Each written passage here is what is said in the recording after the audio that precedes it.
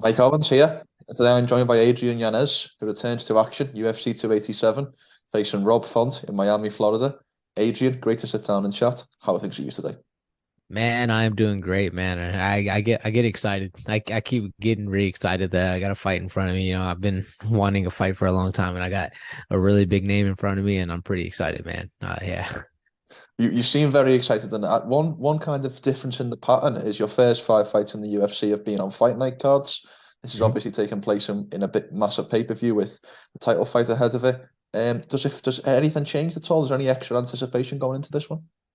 No, I think it's pretty cool. Honestly, I feel like I had a little bit more pressure on me for the Texas fight. Whenever I fought Tony Kelly, there was a little bit more pressure, a little bit more like not the fact that it's like a pay-per-view card or a big stage like that. It was more like the pressure of just like I'm fighting in my hometown, like my home state. I can't like lose here. Like it was just a lot going on. This one is still big fight feels like trust me, it's still a really really big fight on a really big pay-per-view card, and not that this is it's not like how can I say it, not the same feeling as like fighting in my home state. It's like I get the home crowd, home feels, and all that stuff. But yeah, I felt like I in that in the same, I'm probably in the same like distance from the fight. I felt more nervous about fighting in Texas than fighting in like Miami, the pay per view and all that stuff. But I do understand that there's gonna be so much more eyeballs. It's a pay per view event. Like man, it's just a big stack card overall. So I'm not really nervous about that because I just look forward to my fight, but it's still a really big card, a really badass like uh co-main event, badass main event. You got a lot of like a stacked actual main card as well. You got Raul Rosas Jr. On there as well. So it's like, and then Kevin Holland. So it's a stacked, it's super stacked. But I don't know at this again. I just did at the moment. I didn't feel as nervous about uh fighting in Miami than fighting in like Texas. I felt a little. It was just a little bit more like I guess because fighting in Texas meant a lot much more to me. Like in the UFC in Texas, you know. But again, this still means a lot to me, especially with the opponent and everything. I'm still really fucking excited. You seem very excited, I must admit, Adrian. You seem ready to go. You've mentioned Texas a couple of times. Obviously, there's the fight taking place on the fight night on the 25th of March. You made it clear that you wanted on that, and obviously, you couldn't get on there. I know there was a little bit of back and forth between yourself and Font on social media. You seem to mention the word 2 weeks a couple of times, insinuating he only needed 2 weeks extra. Is the bad blood going into this fight on your end? Oh no, not bad blood. It's just like I was just kind of like, what's 2 weeks gonna do? Like Mm. that pretty much was me because I was like, uh, San Antonio. Like I want to fight in every city, like every major city in Texas, and that's like kind of like my plan moving forward. Just so I can make sure I can like man, it's kind of like been a long dream of mine fighting in every like every big fight in Texas. Like I wanted to fight like San Antonio, Dallas, Austin, and then finally to wrap it up in Houston. If they go down south like they have before, I have no problem going down south. You know, that I think that would be really cool. Kind of make like the rounds in Texas. I think that would be phenomenal. But uh, I had like once I found out like the stipulation of like it was UFC 287 and then just everything kind of going into that, like once I found out like the card and like who's all going to be there, it made me change, like, you know what, San Antonio, as much as I would have loved to fight in my hometown, I'm fighting on a pay-per-view card, on the pay-per-view main card, and that to me was just like, all right, I this makes up for San Antonio. So uh yeah, even my manager called me. He's like, my manager was like, yeah, hey, look, man, I know you really want to San Antonio, but I was like, is this a great stipulation? I was like, oh, 100%. I'm cool with this. I'm cool with this. There's like, so honestly, yeah, there's no bad blood on it. It's just, I was annoyed at the time because I didn't know how big April 8th was going to be. Mm. No, that makes total sense. But obviously, there's a lot of anticipation fighting on the pay-per-view. But there's also a sense, a lot of anticipation with the opponent that you've got, number six, Rob Font. when a lot of people look at yourself and Rob's style, we a lot of people turn you as boxers, and a lot of people are saying this is going to be a boxing match in many ways. Now, obviously, the Mhm. other facets of the game will be massively included. But are you going into this fight anticipating largely a boxing match? Honestly, I'm not really anticipating a boxing match. I know Rob, he's very versatile. He's not just a boxer. He knows how to mix everything else up. You know, he throws kicks, he throws knees. When he does come forward, you know, he comes forward very, very hard. So it's and he's also doesn't stray away from the fact that working the clinch game, working to get to takedowns and everything. I'm fully aware of that. Everybody else can look at it as a boxer versus boxer matchup, and I love it, you know, because kind of goes back into the boxing roots where he goes from a Mexican versus a Puerto Rican, you know, and it kind of brings that kind of boxing history out of it, and it's cool, and I love to go and I would love to deep dive into that. But I know Font is he's not a boxer. He's a mixed martial artist. You know, me, I would consider myself a little bit more of a boxer than Font, just in the sense of like I haven't taken a shot in any of my fights. I haven't been taken down, and I am mainly trying to get it done with my hands. Mm. Font, he'll get it any way he can. Like he's searching. He's gonna implement takedowns. He's gonna do what he can to make sure he gets the win. So props to that. But like I feel like I have more of a boxing style whenever it comes to actual MMA and martial arts. But yeah, no, I feel like Font's gonna mix it up, and for me, I feel like I'm gonna take the more of a boxing approach coming to this fight. That makes total sense. Font's in a bit of an interesting position because Mm-hmm. he's coming off back-to-back losses, but in many ways he showed a lot of good things in his losses. Mm-hmm. He largely controlled rounds and kind of seemed to get caught at the end with big shots. With that being said, and this position that your opponent is in, what are the keys that you feel like you need to exploit in this matchup? Man, I just got to touch him. I just got to touch him because I have heavier hands than Cheeto. I know I have heavier hands than Jose Aldo. So you know, and that's a big statement on my end. Me just saying that, like, because I Mm. do hit hard. So I just got to make sure I touch him, and I can't find myself putting myself like my back foot on the fence. I can't have that. You know, I got to make sure that I impose my will on him because when he imposes his will on people, like say what you want about like him losing to Cheeto, but man, he did a really good job. He was throwing combinations. He was never out the fight, even though like there was like a 49-46 scorecards across the board. But yeah, he was in control and like it was only like lapses of him getting hurt where he lost the fight. So it's not like I'm fighting a guy who's never out like not out of a fight. He was continuously in those fights. Even against Jose Aldo, he was out there fighting, he was scrapping. So yeah, like I don't look at him as a two loss skid or anything like that. He's really dangerous and he's gonna come in and try to take my head off. So yeah, he is in a weird position, but for me, I'm just thinking about like in those two losses, he looked really great, but he just lost to really great fighters. But on my end, I just got to go in there and just keep touching him, keep touching him, keep touching him, keep touching him. That's pretty much how this fight needs to be. I just need to keep touching him because I know if I touch him and and if I land, I just need a couple. I just need a couple hard shots and it'll change the whole change the whole trajectory of the fight. 100%. I know that, as you know, I spoke to Rob last week. I think you shared the Instagram post. Thank you Yeah. very much for that. But you saw from the post the fire that was coming out from Rob's end. He was talking Mhm. about, this is young kid coming to take my head off type of thing. Mhm. And this might be a difficult question for you to answer, but if you were in his position, how do you think you would take being on this two fight losing skid and then fighting an up and comer who's coming to take everything he's worked for? If you like. Well, honestly, like it is kind of a hard way to answer the question, Mm. but me like if I put myself in his shoes, he's coming off of two losses and they're trying to feed him up a young and up and coming guy. You know, I wouldn't say kid, you know, because it's a full grown ass man coming in going his way. But Apologies. yeah, no, it's okay, it's okay, it's okay. No, it was like, yeah, it was on him, but no, but yeah, like. I would feel some type of way. I'd be going out there training my ass off, like trying to do whatever I can to get this win to try to prove a point. So, I know he like there's never been a fighter that's had their first two losses straight in a row that they always come back fired up. They always want to come back and try to make a statement.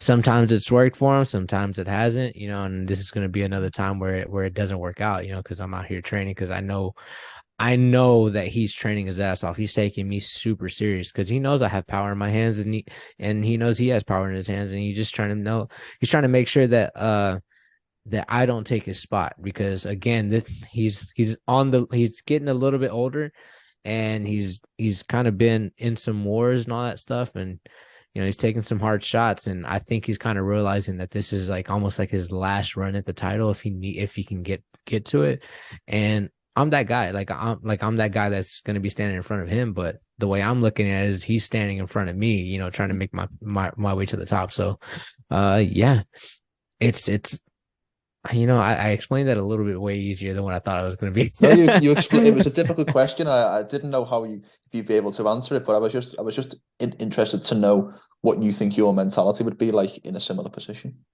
Yeah, yeah, I would be thinking about that, and also too is like weirdly enough, he's that guy that's been there for a very long time, and he kind of, I guess I would say like he would be not just to face an up and comer, but face another guy who was at the top, maybe like someone like Dominic Cruz or something like that, like another legend. But you know, I feel like he's already fought two legends back to back, like two savages in the octagon, so it's kind of like, hey, like you got to fight this up and comer now. You had your chances with the two guys who were beasts up there, and they didn't go your way, so you got to fight this guy now. So for me, I'm that guy. I'm coming for him.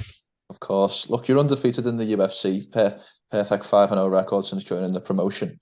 Ranked number 13 in the division now, and obviously going up against number 6. In many ways, it's a leap of faith moving from the UFC in terms of booking this matchup. And book generally someone who just gets into the top 15 would fight someone in that top 10 to 15 range themselves. Taking that leap from just getting into the top 15 to with a win being just outside the top 5. How Mhm. happy are you with how fast things are going? Man, if I'm being honest with you, I feel like getting ranked was the worst thing that's happened in a sense of like I know I would have had like two or three more fights by now. Like I Mm. know I would have had two or three more fights, but the top 15 is so jammed up. It's so jammed up that it's like there's like nobody that doesn't have a fight booked, and there's like maybe like the guy Sean, he's the only one that doesn't have a fight booked, but he's made it known what he wants, and he wants the winner of Aljo and Henry, so he gets to sit out. So a lot of these guys really aren't being able to get booked, and like you got Umar kind of just sitting off, like not being able to get booked because there's other guys that got like the division is like, oh well, like you think you're gonna be able to get a fight, then all of a sudden these guys are booked, and then like everything else starts to kind of happen and kind of go in a weird way. So for me, getting that Font fight was just like was like a blessing was a blessing on my end because I know I'm ready to be up there and I feel like everything has been clicking for me and like I'm just ready to go and then yeah, but honestly I wanted to be way more active than what like uh since I fought how many so I only had one fight in a year. My calendar in 2022 year was one fight, and then if you start looking at it a little bit more, a year and let's just say a year and 4 months. I only had a fight 1 year and 4 months, Mm. and I am not happy with the inactivity. I wanted to be way more active, but yeah, that's what happens whenever you have impressive performance after impressive performance after impressive performance, man. Some guys don't end up not wanting to fight you, and then pretty much like then once you get into the top 15, everything slows way down. Yeah. And I didn't at first I didn't want that, but now right here looking at Rob Font number 6 is like it's exciting to me because I'm just like I know a big win over Rob, I take his spot. There's only 5 guys in front of me that I'd be able to like go out there and let's just say, you know, the winner of Cheeto and Sandhagen fight, I know they might be up next for the title after Mm, whatever happens. There's a path, there's a clear path for me to fight somebody in the top 5 and get a title shot. yeah. So I beat Rob, I fight a top 5 guy, title shot. So legitimately a win over Rob, an exciting finish over Rob puts me one more fight away from getting a title shot. So again, that would be phenomenal. That's like this is what I'm looking at. Like, so I'm blessed that I got this opportunity that UFC was like, but they also had this in their head like way back, like last year. So they wanted to book this fight a while back ago, but Rob wasn't ready. He needed to take his time. He was steadily still healing and all that stuff. And I think he had like I think he was just taking his time. So I think he had a baby yeah. as well. Yeah, the baby. Yeah. Yeah, the baby. And I understand that 100% because man, I remember right after the Davy fight, I took 3 months off just to be with the family, just so I can Mm, make sure I was there. So I completely understand his position on doing that. So at the time I didn't know any of that and I was getting frustrated, but then I found out I was like, "Oh, okay, yeah, I completely understand." yeah. And I started angling for other fights for other people, but they were really just like, "Hey, we want you and Rob Font." And I was like, "Well, I want to be active." Mm. Well, that's interesting, isn't it? The fact that I always think it's interesting when the fight is tried to be booked on multiple occasions for multiple dates, because that suggests to me that the UFC want this fight quite a bit. And when we see the promotion behind it, I've seen a lot of people talking about how excited they are for this fight and the positioning on the card. Are you happy to be in this position where you're almost an action star in the that the UFC can rely on to have these massive bangers? Oh yeah, 100%. That like again, it excites me. Again, like don't make me feel like don't don't let me complaining about my inactivity and all that stuff like drown the fact that I'm like really fucking excited. Again, this is Rob Font. This is the pay-per-view. This is on a main event. This is the featured bout on a pay-per-view slot. Like I don't think it gets much better than that for someone like me who like man, like just a couple years ago I was working a day job, you know. So for Mm, me, like I'm fucking excited. I worked really hard to get into this position. Now that it's right there in front of me, like I am ready to take I'm ready to take this shot and I'm ready to go out there and just like finish him. I'm going to go out there and finish him, man, because he's that guy. He's that guy. I need to get through to break into that top 5 to like help like push me to see that like, hey man, I'm right fucking there. Like I'm right fucking there to getting to the shot to fight for the title and be one of the best in the world, you know, and that's exactly what I'm in here for. That's not exactly what I'm in here for. And man, like I'm super fucking excited to get this fight. And again, a testament to all this shit before, like I respect Rob Font, man. I looked up to him coming up, you know, because he made his UC debut whenever I made my pro debut, and that's like fucking 2013. So mm. yeah, like massive amount of respect to him. So yeah, but he's standing in my way, and like the fact that I'm getting this big of a shot this early in my UFC career is like pretty fucking phenomenal, and I'm ready to go out there and grab it, grab the bull by his horns, you know, and just fucking just have my way, you know. No, it makes total sense. But one of the questions I wanted to ask was what you see post W. What are the rest of your goals for your year? But in many ways, you answered this question about a couple of minutes ago when you said you beat Rob Font on the 8th of April. You fight one of the losers of perhaps the other fight, Jan Marab or Corey and Cheeto, and then it's a title shot at the back end of the year or early 24. My only question regarding that would be, who do you think is most likely to be facing you for that world title fight at the back end of 23, 24? If I'm being 100% honest, who I would hope to be fighting would be Sean O'Malley, just because of the numbers and everything. Like if I'm going, you know what makes for the biggest bucks around here, it would 100% be Sean O'Malley. But looking at everything stylistically, I don't feel confident that he'll be having that belt around him. So, and honestly, I wouldn't even know if I would be getting the title shot in 2023 Mm, because like just like right now, let's just say Aljo loses to Henry, then you got Henry fighting Sean. Merab beats Jan, Merab goes up there and fights for the title. Mm. Whoever wins versus Henry versus Sean. So there's so much that's going into that where some people deserve it. So like there's the other guys who deserve it. Cheeto beats Corey Sandhagen. He's next up in line, or depending on how these fights go, you kind of start seeing the matchups and how they go, and like it's kind of hard to predict who would have the belt by the end of the year. But for me, dollars wise, it would have to be Sean O'Malley. It had to be Sean O'Malley, us fighting. The kind of like a fight that's been, you know, looming around for a while. Like he called me out right after I fought Davey, and then I called him right back out, and then he ended up taking a Pedro Munoz fight at a at a time we were trying to make the fight happen, and I 100% understand why he would take a fight with Pedro Munoz. It's a big name, winnable fight, and then fighting him, and then me, I would have loved to have angled for a fight against Sean, but he ends up getting a fight with Peter Yan. So again, another reason, hey, why am I gonna look back at Mm. Yanez and I have a Yan fight in front of me? So, hey, man, just makes it like I understand those decisions 100%. So it would be like like dollars wise, again, it would be that Sean O'Malley fight. Well, there's a lot of moving parts, as you mentioned, especially at the top of this division. There's potentially, if you beat Rob Fonton at a UFC 287, there's 5 or 6 title challengers who could feasibly make that argument. So if we part the title shot to one side, would a nice second place be a main event in Texas in 2023? Oh How would yeah, that satisfy you demands?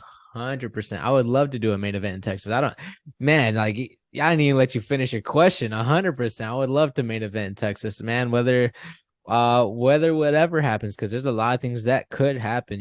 Like a lot of these guys get injured.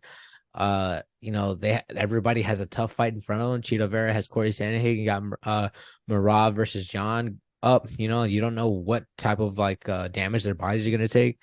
You don't know what happens in that Henry Cejudo versus Aljamain Sterling. There's a lot of injuries that could possibly happen. The only person that doesn't have a fight booked is Sean, so like he's kind of just sitting back, sitting pretty.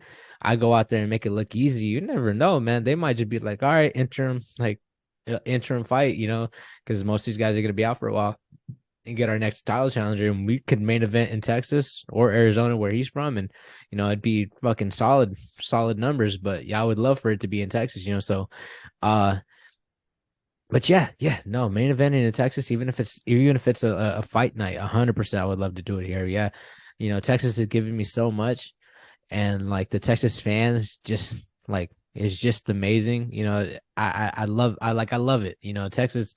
Texas loves me, and I love Texas, and like I have to give back to Texas because again they've given me so much, and like they ride for me. Like, and if you were in that building in Austin, Texas that night whenever I fought Tony Kelly, like I felt that love and I felt that energy, and I just feel like if I was the main event in Texas, it would be absolutely crazy.